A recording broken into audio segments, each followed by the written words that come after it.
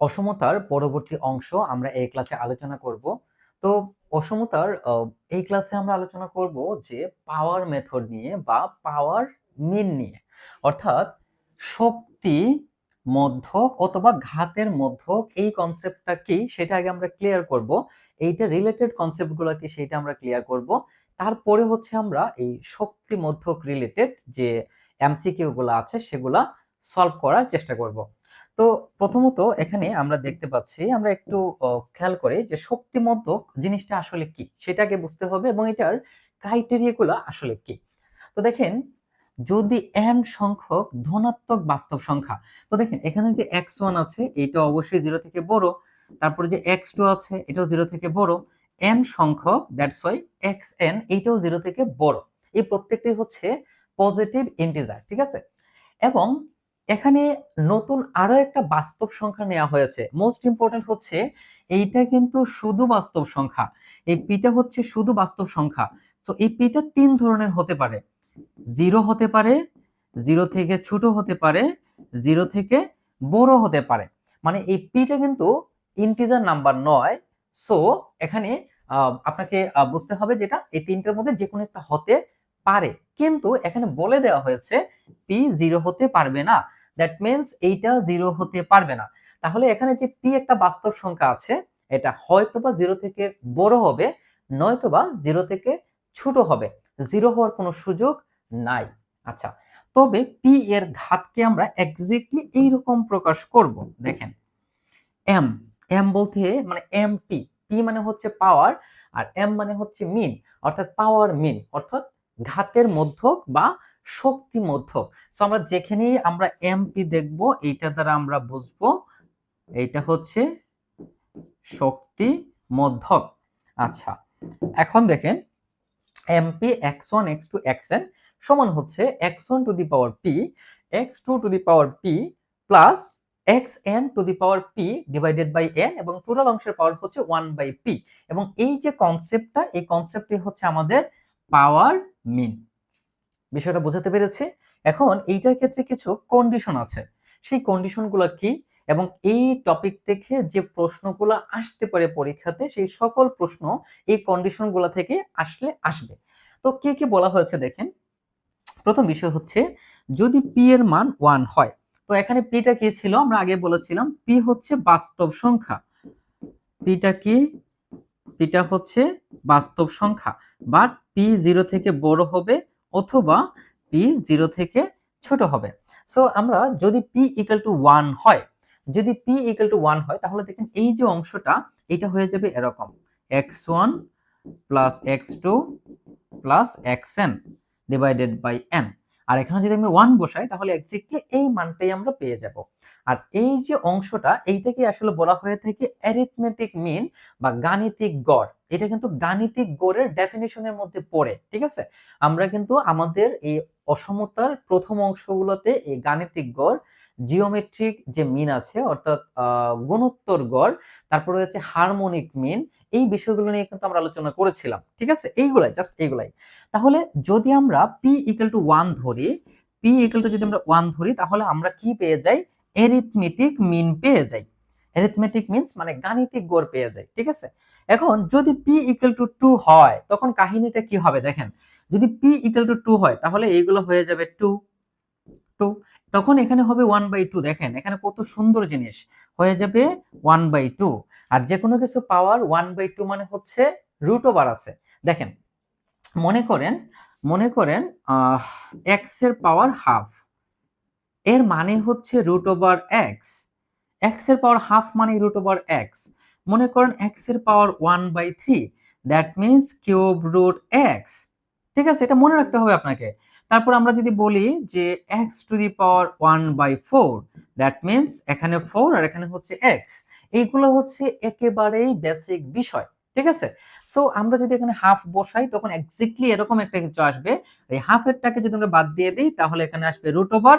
আর root over কোনো কিছু আসা মানেই হচ্ছে কোয়াড্রেটিক মিন, ঠিক আছে। কোয়াড্রেটিক মিন বা এটাকে আমরা বর্গমূলীয় গড় বলে থাকি, যেটাকে আমরা কিউ এম দ্বারা প্রকাশ করে থাকি। আর অ্যারিথমেটিক মিনকে আমরা m1 দ্বারা প্রকাশ করলাম, কোয়াড্রেটিক মিনকে আমরা m2 দ্বারা প্রকাশ করলাম। এই হচ্ছে বেসিক দুইটা বিষয়, এগুলি পরীক্ষাতে সাধারণত আসতে পারে। আচ্ছা, তারপরে দেখেন এখানে বলা হয়েছে পি টেন্স টু জিরো। এখানে মনে রাখতে হবে ভাই, পি টেন্স টু জিরো এর মানে কিন্তু পি এর মান জিরো নয়। পি এর মান জিরো এর একেবারেই কাছাকাছি একটি মান, বাট জিরো নয়। মনে রাখতে হবে, অবশ্যই মনে রাখতে হবে, এখানে P is not equal zero, but P এমন একটা বাস্তব সংখ্যা যে বাস্তব সংখ্যাটা জিরো এর একেবারেই কাছাকাছি এক্সিস্ট করে, বাট জিরো নয়। ঠিক আছে, সো আমরা এখানে জিরো লিখলাম।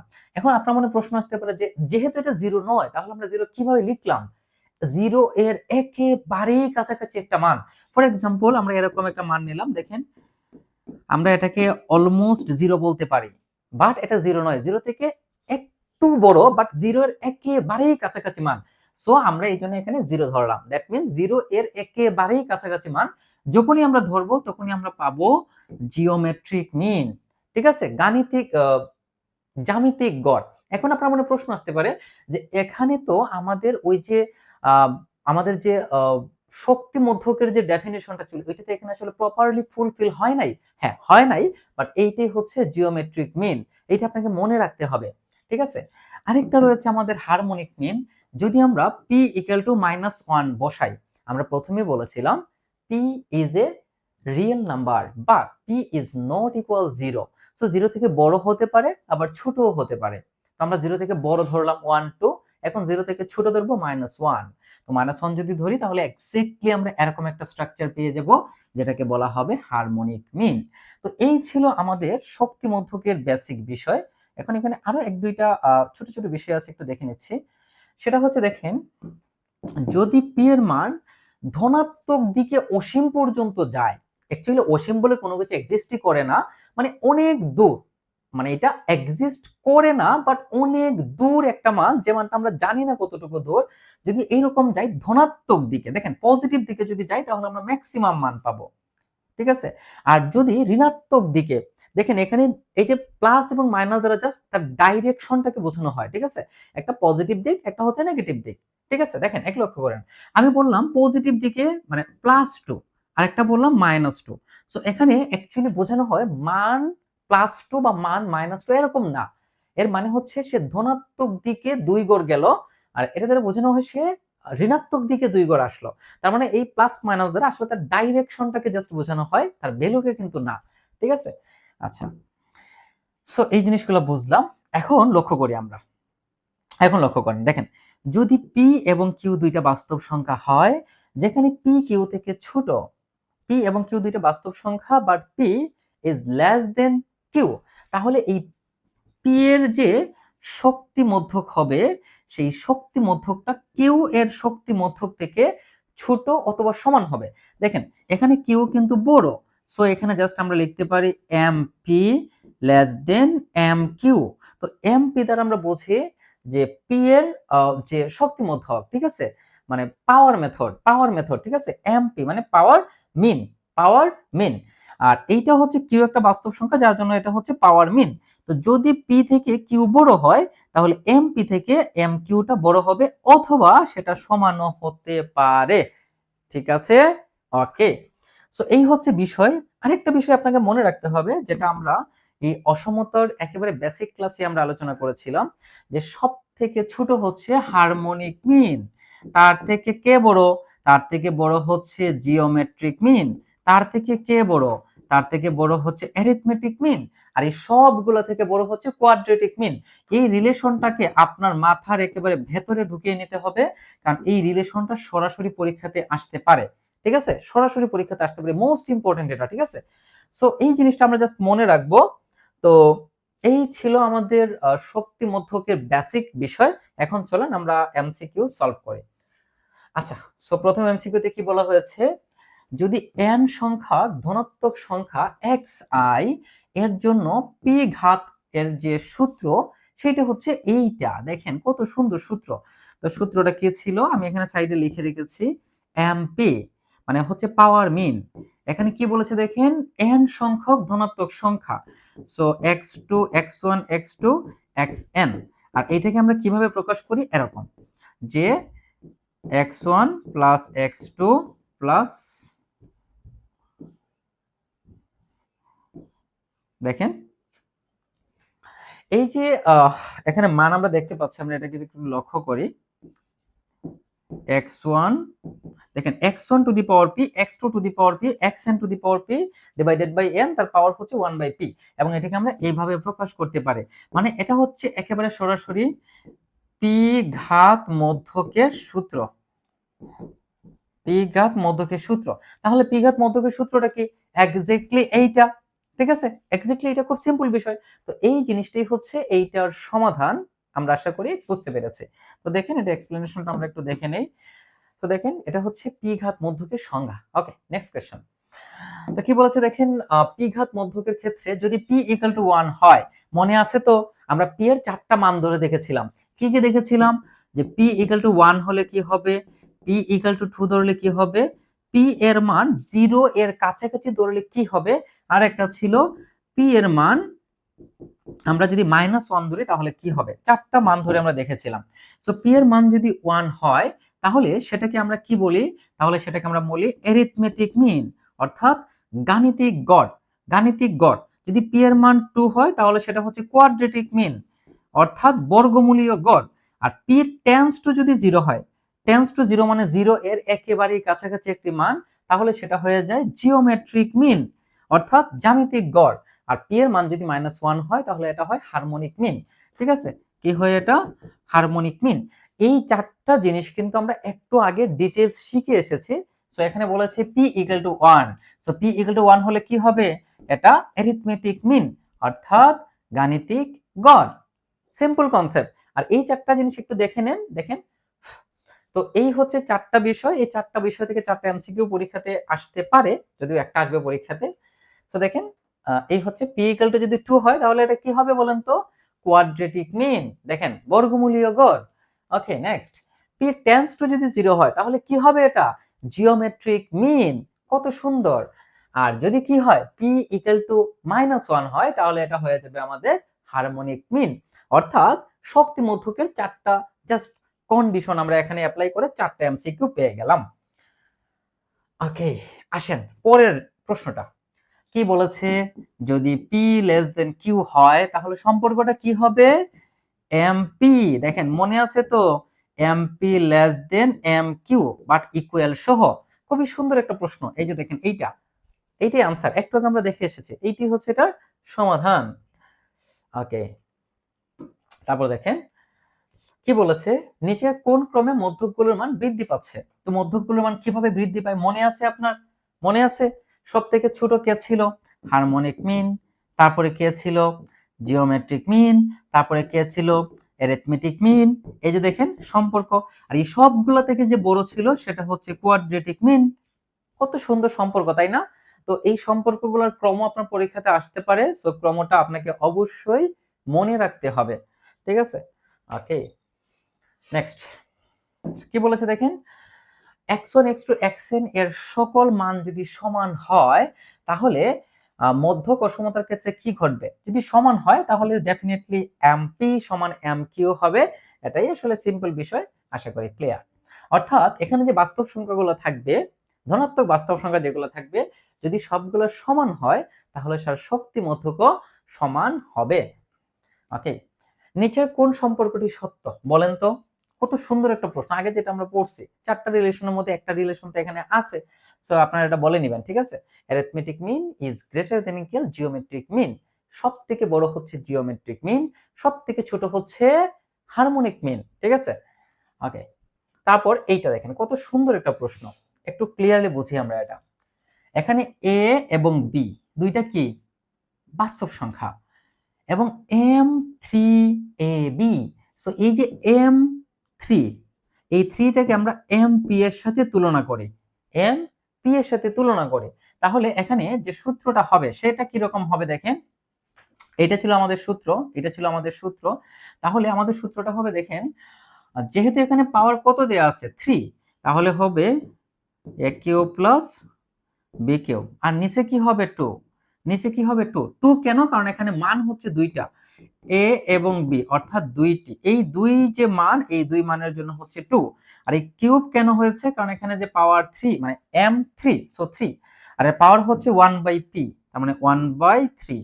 সো এইটা হচ্ছে এটার সমাধান, ঠিক আছে। এখন এটাকে আমরা যদি এক্সপ্লেইন করি, আমরা কি বলেছিলাম, পাওয়ার যদি 1/3 হয় তাহলে আমরা এটাকে কিউব রুট আকারে লিখতে পারি। সো এটাকে আমরা কি লিখবো, cube root a cube plus b cube divided by 2। দেখেন কত সুন্দর একটা জিনিস ভাই, এই যে দেখেন এটা হচ্ছে আনসার, ঠিক আছে।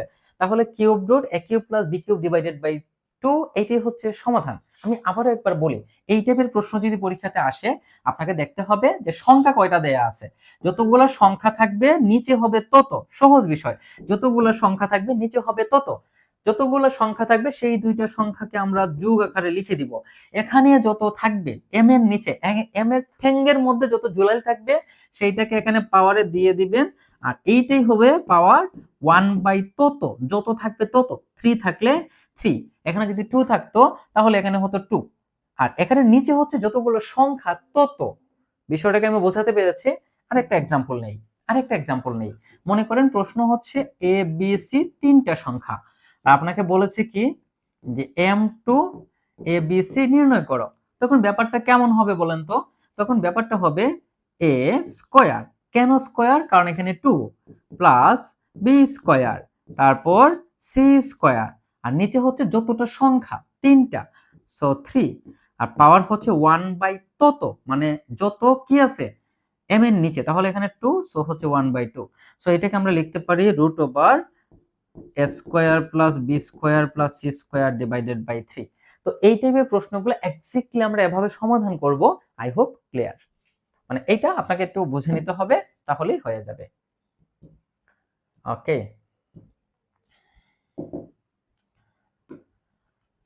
আচ্ছা এখানে আরেকটা সুন্দর প্রশ্ন এসেছে। এখানে 4 একটা সংখ্যা, 16 একটা সংখ্যা, তাহলে আমাদের কোয়াড্রেটিক মিন বের করতে হবে। দেখেন এখানে মনে রাখতে হবে, এখানে কিন্তু কোয়াড্রেটিক মিনের কথা মেনশন করে দেওয়া হয়েছে, ঠিক আছে। তাহলে কোয়াড্রেটিক মিনের ডেফিনিশনটা কি ছিল মনে আছে তো, এরকম এরকম ছিল, a square plus b square divided by 2। তাহলে এখানে এটা হচ্ছে a, এইটা হচ্ছে b, তাহলে এটাকে একটু আমরা ক্যালকুলেশন করে নিচ্ছি। তাহলে হবে root over 4 square plus 16 square, তাহলে 4 স্কয়ার হচ্ছে 16, আর 16 16 হচ্ছে 256, আর নিচে হচ্ছে 2। এটাকে ক্যালকুলেশন করলে যা আসবে তাই হচ্ছে এটার সমাধান। তাহলে দেখেন 56, 6 6 12, 12/2, আর 5 আর 1 6, আর 1 হচ্ছে 7, তাহলে 272। তাহলে এটা হয়ে যাবে রুট ওভার 136। এই যে দেখেন রুট ওভার 136। কোয়াড্রেটিক মিনের ডেফিনিশন এটা, জাস্ট মনে রাখতে হবে, আমরা ওই যে সামনে পড়ে এসেছি, তাহলে এটা সহজ একটা জিনিস। ওকে, দেখেন পরেরটা আরো সুন্দর ভাই, আরো সুন্দর। অ্যারিথমেটিক মিন 10, জিওমেট্রিক মিন 8, তাহলে কোয়াড্রেটিক মিনের মান কত হতে পারে? এর জন্য আপনাকে একটা জিনিস মনে রাখতে হবে, সেটা হচ্ছে আমরা একটু আগে পড়েছিলাম, harmonic mean is less than equal, geometric mean is less than equal, arithmetic mean is less than equal, quadratic mean. এখন একটা কথা আপনারা বলেন তো, যে এখানে দেখেন, আপনাকে দেখেন তো এখানে আমরা কি বলেছিলাম, কত সুন্দর একটা কথা বলা হয়েছে, জিওমেট্রিক মিন অ্যারিথমেটিক মিন থেকে বড়, sorry, geometric mean arithmetic mean থেকে ছোট অথবা সমান হতে পারে। তাহলে দেখেন এখানে জিওমেট্রিক মিন কত 8, আর অ্যারিথমেটিক মিন কত 10, তাহলে এই শর্তটা কিন্তু এটা ফুলফিল করেছে। এখন আমাদের বলা হয়েছে যে কোয়াড্রেটিক মিনের মান কত হতে পারে, তাহলে ডেফিনেটলি আমরা জানি যেহেতু arithmetic mean is less than equal quadratic mean, so obviously arithmetic mean থেকে কোয়াড্রেটিক মিনের মানটা বেশি হতে হবে। তাহলে অ্যারিথমেটিক মান মিনের মান যেহেতু 10, সো কোয়াড্রেটিক মিনের মান এই চারটা মান থেকে, সরি, এই 10 থেকে বেশি হতে হবে, তাই না, মানে অ্যারিথমেটিক মিন থেকে বেশি হতে হবে। তাহলে অ্যারিথমেটিক মিন 10, সো এখানে 10 থেকে বেশি কত আছে, 12 আছে, সো এটার आंसर হচ্ছে 12। এখন আপনার মনে একটা প্রশ্ন আসতে পারে যে যদি এখানে 18 একটা অপশন থাকতো, যে 9 একটা অপশন, 10 একটা, 18 একটা, আর হচ্ছে 12 একটা, সেক্ষেত্রে আমাদের আনসারটা কত হবে? সেক্ষেত্রে আমাদের আনসার আলাদা করে বের করার সুযোগ নাই, কারণ হচ্ছে আপনি যদি কোয়াড্রেটিক মিন আলাদা করে বের করতে চান তাহলে আপনাকে দুইটা বাস্তব সংখ্যা দিয়ে দিতে হবে, আমরা একটু আগে যে প্রবলেমটা সলভ করেছি ওই রকম, তখনই আপনি কোয়াড্রেটিক মিনের মান বের করতে পারবেন, এছাড়া সম্ভব না। মনে করেন আপনাকে বলা হয়েছে যে 2 একটা বাস্তব সংখ্যা, 4 একটা বাস্তব সংখ্যা, এইটা কোয়াড্রেটিক মিন কত? তাহলে দেখেন এটা কোয়াড্রেটিক মিন আমরা লিখব রুট ওভার মানে 2 square plus 4 square divided by 10। তাহলে 16 এবং 4 হচ্ছে 20, 20 ডিভাইডেড বাই 2 অর্থাৎ রুট ওভার 10। এইটা বের করা পসিবল। বাট যদি আপনার দুইটা সংখ্যা মেনশন করে না দেয় তাহলে আপনি কোয়াড্রেটিক মিনের মান বের করতে পারবেন না। আর এই যে এখানে 10 এবং 8 এগুলো কিন্তু কোয়াড্রেটিক মিনের মান নয়, বা এইগুলো কিন্তু বাস্তব সংখ্যা নয়। দেখেন এখানে 10টা হচ্ছে অ্যারিথমেটিক মিনের মান আর 8টা হচ্ছে জিওমেট্রিক মিনের মান। সো এইটা থেকে বড় অর্থাৎ অ্যারিথমেটিক মিন থেকে বড় যে মানটা থাকবে সেটাই হচ্ছে সমাধান। আর একাধিক যদি থাকে সেটাকে আনসার করা যাবেই না, কারণ এই 10 এর উপরে যে কোনো সংখ্যাটার কোয়াড্রেটিক মিনের মান হতে পারে, তবে সেটা ডিপেন্ড করবে ওই বাস্তব সংখ্যা দুইটা কি সেটার উপরে। যেহেতু দেয়া নাই সো আমরা স্পেসিফিক ভাবে বলতে পারবো না। সো এই টাইপের প্রশ্নের ক্ষেত্রে আপনাকে দেখতে হবে 10 থেকে বড় কত, সেটাই হচ্ছে সমাধান। ওকে, তারপরে দেখেন, তারপরে আসেন এটা আরো সুন্দর প্রশ্ন। এক্স ওয়াই ধনাত্মক বাস্তব সংখ্যা, তবে এক্স প্লাস ওয়াই এর সর্বনিম্ন মান কত হবে যদি এক্স স্কয়ার মানে root over x square plus y square equal to 5 হয়। এখন এখানে একটা জিনিস আপনাকে ক্লিয়ারলি মাথায় রাখতে হবে, এখানে বলা হয়েছে এক্স এবং ওয়াই হচ্ছে ধনাত্মক বাস্তব সংখ্যা। So obviously x greater than 0, y greater than 0। এখন এই যে এক্স প্লাস ওয়াইটা আছে, এটা কিন্তু অনেকটা অ্যারিথমেটিক মিনের মতো, মনে রাখতে হবে। তাহলে আমরা কি জানি, arithmetic mean is greater than equal, এখানে রুট ওভার আছে, রুট ওভার মানেই কি কোয়াড্রেটিক মিন। সো আমরা এটা তো অবশ্যই জানি, তাই না? তাহলে দুইটা সংখ্যার ক্ষেত্রে অ্যারিথমেটিক মিনটা কি হয় বলেন তো, x plus y divided by 2। আর কোয়াড্রেটিক মিনটা কি হবে, রুট ওভার x এবং y দুইটা সংখ্যা, so x square plus y square divided by 2। এখন ক্যালকুলেশন করেন, x square plus y square মানে root over x square plus y স্কয়ারের মান হচ্ছে 5। সো আমরা হিসাব করি, তাহলে দেখেন, সো এটা হবে সো দেখেন এখানে 2 এর উপরে রুট ওভার আছে, লক্ষ্য করতে হবে। আর এই যে root over x square plus y square এটার মান হচ্ছে 5। তাহলে এখান থেকে আমরা কি পাচ্ছি বাবা, x plus y less than equal, এই 2টাকে যদি আমরা আর গুণন করে দেই তাহলে 5 into 2 divided by root over 2। এখন একটা 2 এর পরিবর্তে আমরা দুইটা রুট ওভার 2 লিখতে পারি, একটা কাটা গেলে আমরা এখান থেকে কি পাবো, x plus y less than equal 5 root over 2। তার মানে x প্লাস ওয়াই এর মান 5 রুট ওভার 2 থেকে ছোট অথবা সমান হবে। তাহলে তার সর্বনিম্ন মান কত হবে, 5 রুট ওভার 2। 5 রুট ওভার 2, ঠিক আছে? তাহলে দেখেন এই রকম আপনাকে প্রবলেম সলভ করতে হবে। এখন আপনার মনে একটা সুন্দর প্রশ্ন জাগতে পারে, সেটা হচ্ছে এখানে যে আমি অ্যারিথমেটিক মিনের সাথে জিওমেট্রিক মিনের সম্পর্কটা নিব, এই জিনিসটা আমরা কিসের উপর ভিত্তি করে বুঝবো? বাবা খুবই সুন্দর কথা, x প্লাস ওয়াই যোগাকারে আছে, সো এখানে আমরা গাণিতিক গড় নিব। এখানে স্কয়ার রুট আকার আছে, সো এখানে আমরা কোয়াড্রেটিক মিন বা বর্গমূলীয় গড় নিব। তাহলেই কাহিনী শেষ, এখানে অতিরিক্ত কোনো কিছু না।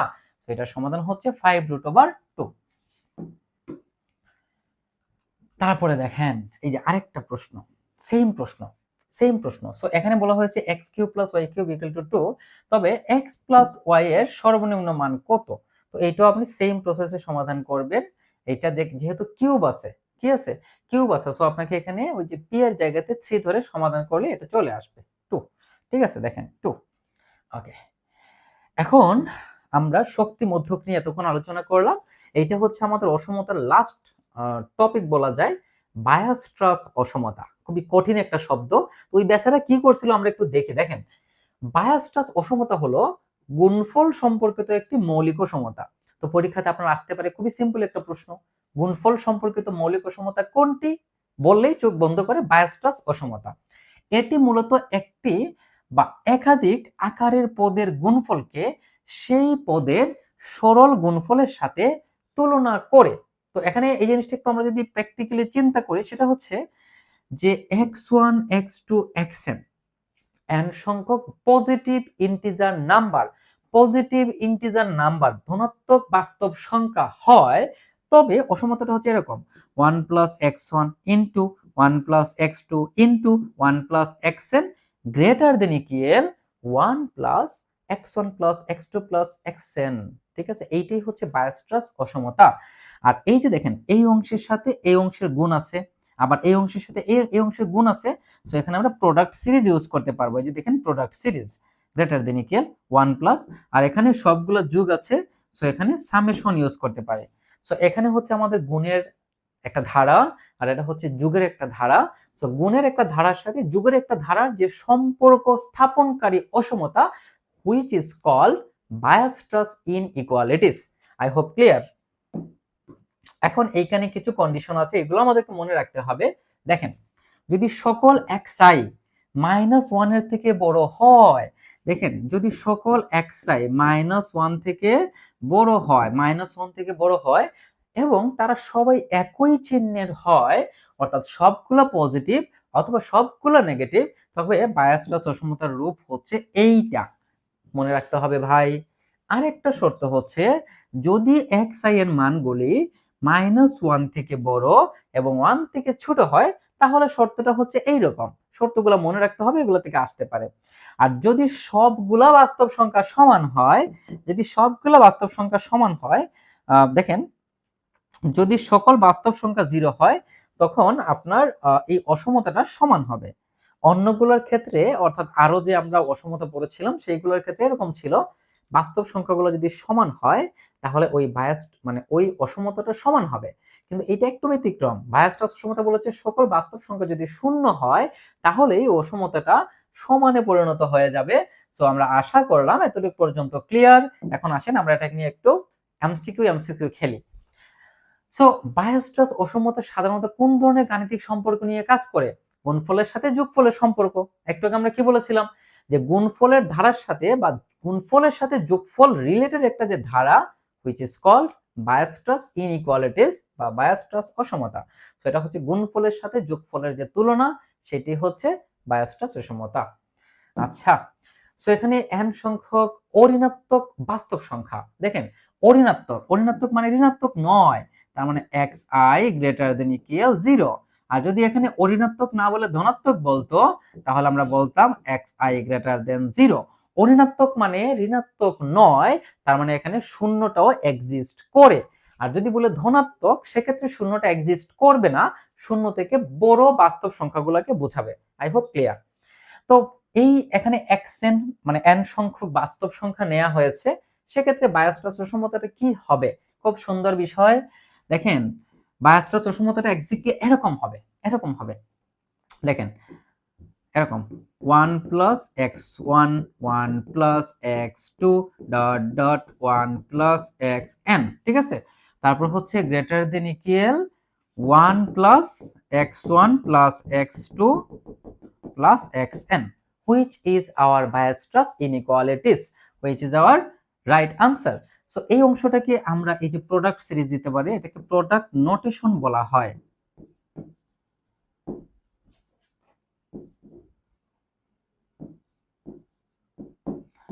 প্রোডাক্ট নোটেশন বলা হয়, অর্থাৎ প্রোডাক্ট সিরিজ বলা হয় আর কি। তো এই যে একটা সুন্দর চিহ্ন, এইটার নামই আসলে প্রোডাক্ট নোটেশন। সো এখানে আমরা i এর মান 1 থেকে n পর্যন্ত নিলাম। যখন আমরা 1 নিব তখন হচ্ছে x1, যখন 2 নিব x2, আর যখন n নিব তখন xn। আর এইটা দ্বারা গুণ বোঝানো হয়, এই অংশের সাথে এই অংশের গুণ, এই অংশের সাথে এই অংশের গুণ, এরকম। আর এই যে সামেশন, কত সুন্দর একটা চিহ্ন, এইটা দ্বারা যোগ বোঝানো হয়। তো সামেশন এই অংশটার পরিবর্তে আমরা কি লিখতে পারি দেখেন, এই অংশটার নাম হচ্ছে সামেশন। এগুলো আপনারা জানেন, ঠিক আছে, এগুলো আপনারা পড়েছেন। সামেশন, ঠিক আছে, যোগের কাজ করে। তো এই হচ্ছে বায়োস্ট্রাস অসমতার যে শর্ট ফর্ম, সেইটা। ওকে, তারপর দেখেন কি বলেছে, বায়োস্ট্রাস অসমতা প্রয়োগের জন্য xi এর উপর সবথেকে মৌলিক শর্তগুলো কি?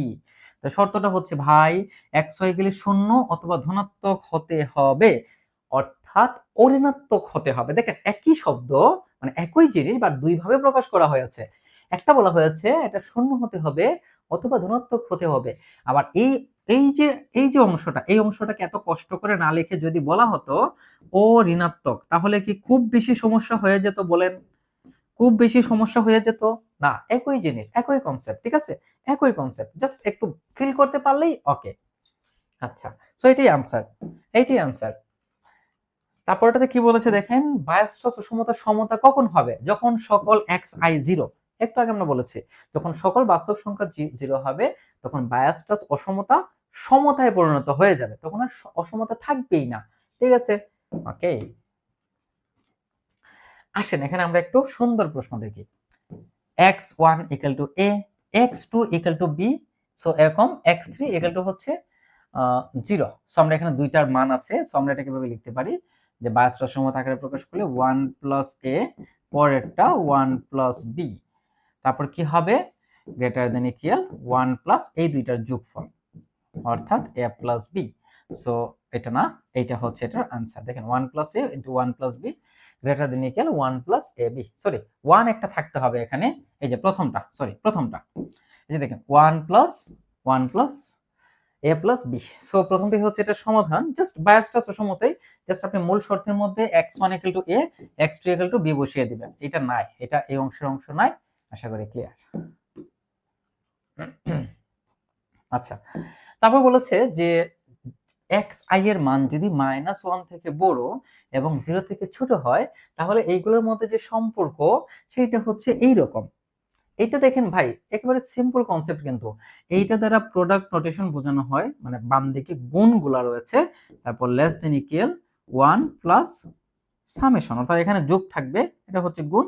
এইটা হচ্ছে আমাদের বায়োস্টাস অসমতাকে যদি আমরা প্রোডাক্ট নোটেশন এবং সামেশনের মাধ্যমে প্রকাশ করি তাহলে এটা হচ্ছে তার শর্ট ফর্ম। ঠিক আছে, ওকে। বায়োস্টাস অসমতা এতকে আরোহ পদ্ধতি মাধ্যমে প্রকাশ করার সময় n = 2 ধাপের জন্য আমাদেরকে কি করতে হবে? তো n = 2 ধাপ মানে দুইটা ধাপ নিতে হবে। সো একটা হচ্ছে x1, একটা হচ্ছে x2। So 1 + x1 1 + x2 greater than equal 1 + x1 + x2 which is our right answer। বাকিগুলো তো হবেই না, তাই না? আচ্ছা, তারপর বলেছে কি যে গাণিতিক বিশ্লেষণ বায়োস্টাস অসমতা কোন সিরিজের অবিচ্ছিন্ন প্রমাণে পরোক্ষভাবে ব্যবহৃত হয়? বায়োস্টাস অসমতা হচ্ছে ধনাত্মক পদের গুণফল সিরিজে ব্যবহৃত হয়। ধনাত্মক, ঠিক আছে, আমরা বলেছিলাম যে এগুলো হচ্ছে ধনাত্মক পদ হতে হবে। আচ্ছা, এখানে কোশির অসমতা আমরা একটু দেখে নিই। কোশির অসমতা একটু সিম্পল, এক দুইটা প্রশ্ন এখান থেকে আসতে পারে। তো কোশির অসমতাটা কি দেখেন, এইটা হলো এমন একটা অসমতা বা এমন একটা মৌলিক অসমতা যেটা আসলে কশি-শোয়ার্জের যে অসমতা তার বিশ্লেষণকৃত রূপ। কশি-শোয়ার্জের অসমতা থেকে আমরা আসলে এটা পেয়েছি এবং এইটা সাধারণত ফাংশনাল অ্যানালাইসিস এবং ইন্টিগ্রেশন তত্ত্বে ব্যবহৃত হয়। এটা থেকে আসলে আহামরি খুব একটা প্রশ্ন আসে না। এখান থেকে জাস্ট আমরা মনে রাখবো যদি দুইটা বাস্তব বা জটিল সংখ্যার অনুক্রম a এবং b হয়, দেখেন এইটা হচ্ছে একটা সিকোয়েন্স, এটাকে আপনি এভাবেও প্রকাশ করতে পারেন, এইভাবে চিহ্ন দিয়ে a1 a2 an, এটা হচ্ছে একটা সিকোয়েন্স, অনুরূপ b একটা সিকোয়েন্স হয়। তবে তবে আপনার যদি দুইটা ধনাত্মক বাস্তব সংখ্যা p এবং q থাকে তাহলে তার মধ্যে একটা মৌলিক সম্পর্ক থাকবে, সেটা হচ্ছে 1/p + 1/q = হচ্ছে 1। তার মানে এই যে আমরা লিখলাম এখানে আপনাকে মনে রাখতে হবে p is greater than 0, অর্থাৎ p হচ্ছে ধনাত্মক বাস্তব সংখ্যা এবং q হচ্ছে ধনাত্মক বাস্তব সংখ্যা। তাহলে দুইটা বাস্তব সংখ্যার গৌণিক বিপরীত বাস্তব সংখ্যার যোগফল 1 which is our Cauchy inequalities। ঠিক আছে, এটা হচ্ছে Cauchy অসমতার মূল কথা।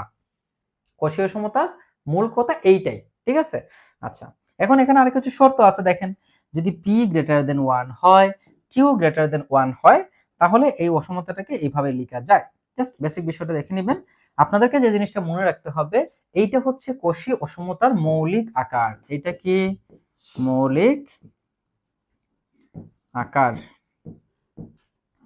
Cauchy অসমতার মৌলিক আকার। তবে এই মৌলিক আকারটা তখনই প্রযোজ্য হবে যখন p এবং q দুইটাই পজিটিভ নাম্বার হয়। ঠিক আছে, পজিটিভ নাম্বার হয়। সো এখান থেকে আরেকটু দেখে নিতে পারেন যে এখানে এরকম হতে পারে এগুলা, বাট আহামরি কঠিন কিছু না। আমরা একটু এটা এমসিকিউ সলভ করি। তো প্রথমে বলেছে যে Cauchy অসমতার মৌলিক শর্ত কি মনে আছে তো, 1/p + 1/q = 1। সো এখানে b হচ্ছে আমাদের রাইট আনসার। ওকে, Cauchyর সহায়ক যুগলের জন্য এই সম্পর্কটি কিন্তু গুরুত্বপূর্ণ। তো Cauchy অসমতাতে p এর মানের সীমাগত, definitely p is greater than 1, আবার q কিন্তু greater than 1, সেটার আনসার হচ্ছে p greater than 1। ওকে, নেক্সট এখানে জাস্ট ডেফিনেশনটাকে ইউজ করা হয়েছে। এটা হচ্ছে কোষের যে ইন্টিগ্রাল, মানে কোষীয় সমতার ইন্টিগ্রালের ক্ষেত্রে এইটা সত্য, মানে এইটার সাথে এইটাকে তুলনা করা হয়। আমরা সামনে দেখিয়েছি জাস্ট ওইটাই। কোষীয় সমতায় কখন আপনার সমীকরণ হয়, একটু দেখেন, কোষীয় সমতায় সমতা হয় যখন অনুক্রম দুটি ডিপেন্ডেন্ট হয়, অর্থাৎ লিনিয়ারলি ডিপেন্ডেন্ট হয়, ঠিক আছে। সো কোষীয় সমতার ক্ষেত্রে আপনাকে মনে রাখতে হবে যে এই অসমতাটা সমতায় পরিণত হবে যদি এগুলা আপনার সমান্তরাল হয়, অথবা দুইটা যদি লিনিয়ার ডিপেন্ডেন্ট হয়, তাহলে এগুলা সমতায় পরিণত করা যাবে, আদারওয়াইজ পসিবল নয়। আচ্ছা, তারপর বলেছে কোষীয় অসমতা সাধারণত কোন অসমতা প্রমাণের ভিত্তি হিসেবে কাজ করে? মিনকোভস্কি, ভাই খুব সুন্দর নাম তাদের। মিনকোভস্কি অসমতা প্রমাণের জন্য কোষী অসমতা লাগবে, অর্থাৎ মিনকোভস্কি সে একা তার অসমতাটা প্রুফ করতে পারবে না উইথআউট কোষী ইনইকুয়ালিটিস। তো এখানে পি এর মান কত? অবশ্যই p greater than 1, obviously q greater than 1। আচ্ছা, যদি p equal to 2, q equal to 2 হয়, তাহলে কোষীর যোগফলকে আমরা এইভাবে প্রকাশ করতে পারি, এইভাবে। এগুলো আমরা সামনে দেখেছি, জাস্ট একটু দেখে নেবেন, তাহলেই হয়ে যাবে। আচ্ছা, এইটা দ্বারা কি বোঝানো হয়েছে দেখেন, পি এবং কিউ এইটার বিপরীত সংখ্যাগুলোর যোগফল 1। তো দেখেন, পি একটা সংখ্যা, কিউ একটা সংখ্যা, ঠিক আছে। তাহলে পি এর বিপরীত সংখ্যা হচ্ছে 1/p, কিউ এর বিপরীত সংখ্যা হচ্ছে 1/q, এই দুইটার যোগফল হচ্ছে 1, এইটাই বোঝানো হয়। এবং এইটা হচ্ছে আমাদের কোষীয় অসমতার মৌলিক আকার, মৌলিক আকার। তো এই ছিল আমাদের মৌলিক অসমতা রিলেটেড এমসিকিউ গুলা। তো আমরা মৌলিক অসমতার উপরে বেশ কয়েকটা ক্লাস আপনাদের দিয়েছি। যদি আপনারা প্রথম থেকে শেষ পর্যন্ত প্রত্যেকটা ক্লাস ভালো করে দেখেন, তাহলে অসমতা রিলেটেড যত প্রশ্ন পরীক্ষায় আসার মতো আমরা সবকিছু এখানে কভার করেছি। সো এরপরে যদি আপনাদের কোনো কিছু সমস্যা থাকে বা কোনো ডাউটস অথবা কনফিউশন থাকে, প্রশ্ন করবেন। ধন্যবাদ।